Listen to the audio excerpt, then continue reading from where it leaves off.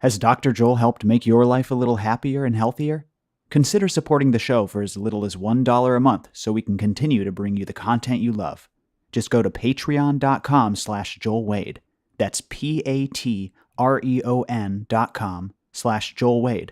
$1 a month. It's all we ask. You are now listening to the Mastering Happiness podcast with Dr. Joel Wade.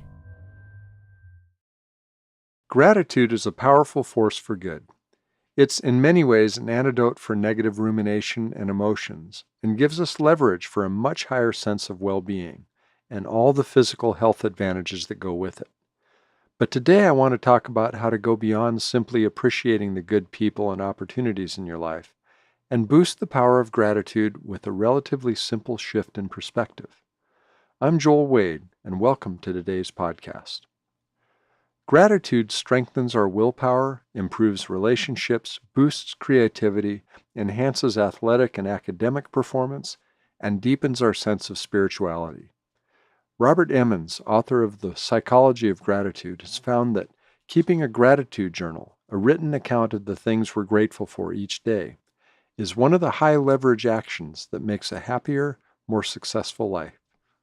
People who kept a gratitude journal were more effective in reaching their goals, exercised more, ate 25% less fat, had fewer physical symptoms, felt better about their lives, and were more optimistic about the near future.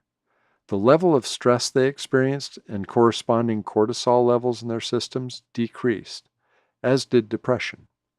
Emmons also found that kids who practice gratitude have more positive attitudes towards school and their families. Young adults have higher states of alertness, enthusiasm, determination, attentiveness, and energy. We're more likely to help other people when we practice gratitude, and we tend to take better charge of our emotional lives. So, practicing different expressions of gratitude is a powerful, positive habit to build into our daily lives. I've talked about the importance of gratitude before, and I will again, because it's such an effective practice for a happier life. If you're already incorporating some of these ideas and habits into your life, like keeping a gratitude journal, thinking of 3 good things that happen each day, or going on a treasure hunt for the good people and events of your past, today I want to add something that can drive your sense of gratitude still deeper. When we think of something we're happy about, a great relationship, a satisfying career, and the circumstances that introduced us to our beloved mate, dear friend, or successful path, that sense of gratitude can be wonderful to reflect on and savor.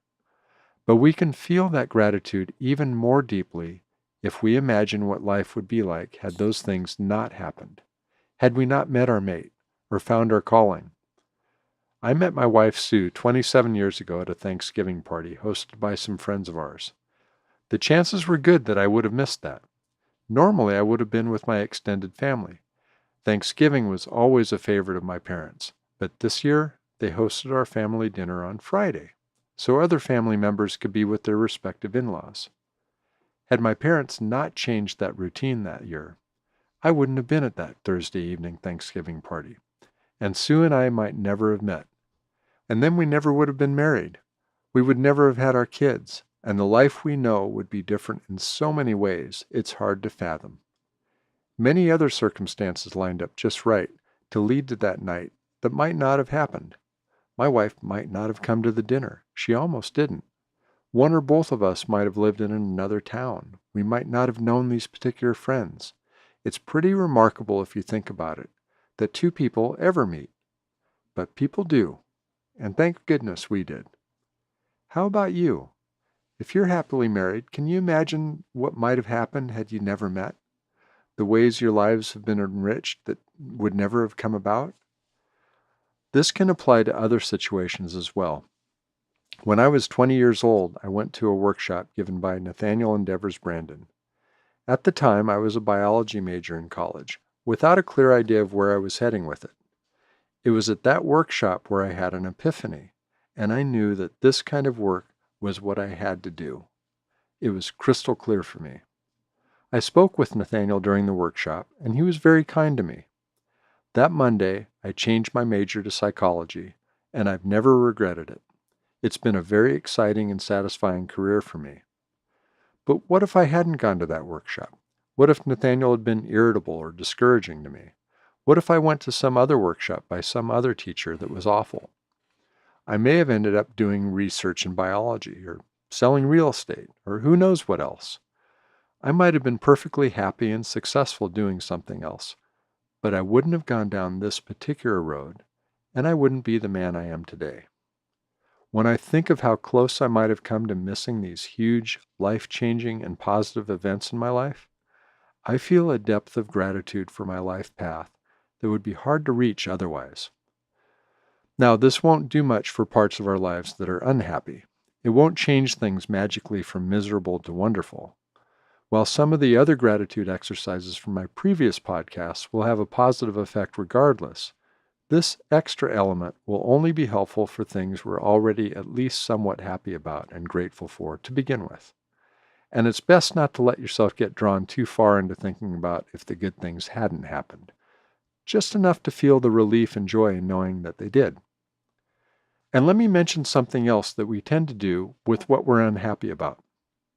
In my coaching and therapy work, I've consistently seen that when we're unhappy or going through a rough patch with some part of our lives, we tend to entertain regrets, imagining what would have happened had we gone down a different road, made different choices, fantasizing about what if.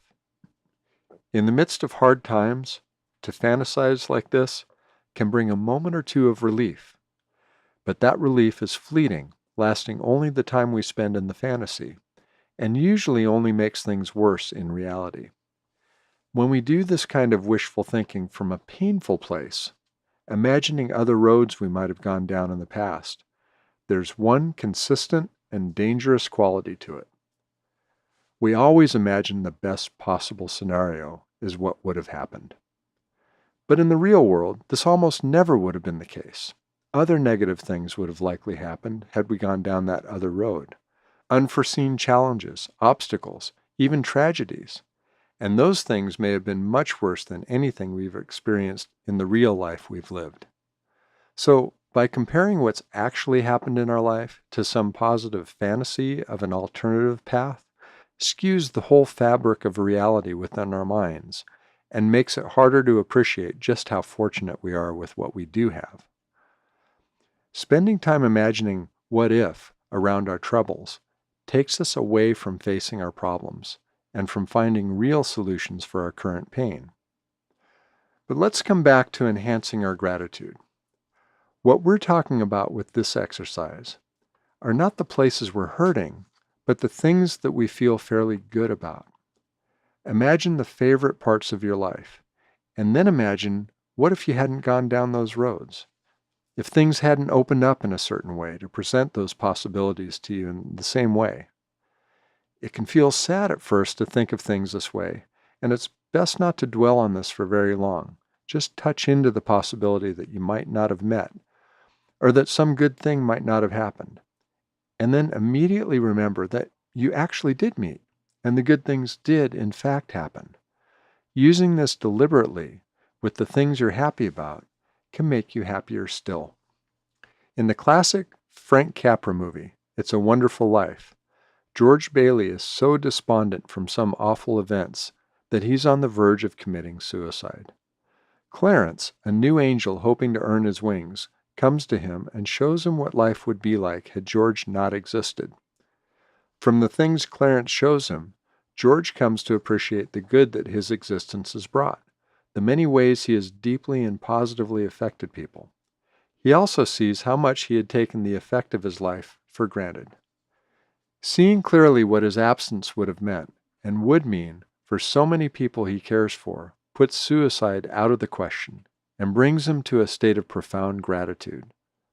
As we're seeing, that's more than a sweet story in a classic movie. There's something very true and strong in it that has consequences for a life well lived. Taking what's true about our lives now and imagining what we would have missed had we not met someone special to us or found our current path energizes us emotionally and reminds us of what matters here, now, in our real lives. In a study by Ku, Algo, Wilson, and Gilbert, with a very long title, It's a Wonderful Life, Mentally subtracting positive events improves people's affective states contrary to their affective forecasts. They showed that when people consider the absence of a positive event, as George's angel helped him to do, they feel more positive than when they think of the positive event itself. If you're fairly happily married, think for a moment about what life would be like if you and your mate had never met. If you're not married, think about the people in your life whom you love and care about. What if you'd never met? What if a particular person who's dear to you had never been in your life? Think of the ways that a very positive event might not have come to pass. We get used to the people and events in our lives. Our many blessings can easily be taken for granted. By imagining what life would be like had certain people or events not occurred, we introduce an element of surprise into something that we've likely grown accustomed to. That surprise brings a burst of emotion and energy, letting us appreciate anew the wonderful events of our lives. We are, in many ways, creatures of habit. We get used to our circumstances, whatever they are, and that can be a tremendous strength. It allows us to adapt to and endure hardship, to cope with and adjust to changing circumstances. But it can also allow us to lose touch with the depth of love, opportunity, and wonder we have all around us. Purposefully considering what it would be like had we not met our mate, or our friend, or our mentor, brings us to a renewed state of gratitude. It counters the tendency we have to get used to things, even wonderful things, and to eventually take them for granted. Once we take something or someone for granted, the positive emotions we enjoy from them dissipate as well. We come to take them as a given, and to look for more good things to bring us that fresh sense of joy and delight. But often those good things are still right there. We just stopped seeing them or stopped appreciating them. In my work with couples, I often find that two wonderful people have gotten into a rut by getting so used to one another that they forget their great good fortune to have found each other, forgetting to stay curious, kind, and playful with each other, so their goodness can be renewed every precious day they spend together. By reminding ourselves that meeting our husband or wife, or finding our career path, or a dear friend could very well not have happened, we keep that spirit of joy and wonder very much alive. Just as George Bailey came to appreciate his wonderful life, we can get a fresh glimpse of our own good fortune. We can always long for better times, better relationships, or more of something or other, and it can be good to strive to improve what we have. But once in a while, by reflecting on who we do have in our life, and just how easily we might not have met, that sense of rediscovery can be joyful and energizing, and we may just find that what we're striving for is right there in front of us, and has been all along.